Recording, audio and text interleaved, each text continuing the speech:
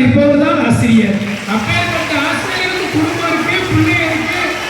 அதை வெட்டிட்டு வந்துட்டா பார்த்தீங்களா, பின்னாடி ஒரு ஆசிரியர் சென்று டப்பு டப்பு நடிச்சாங்க.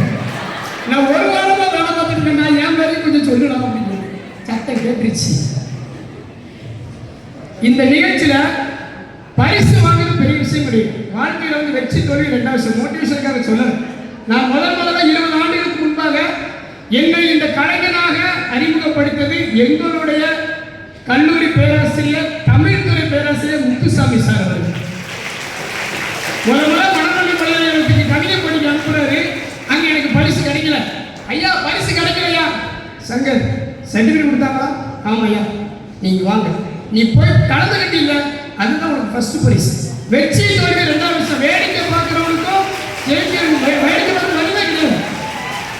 நான் பெருமை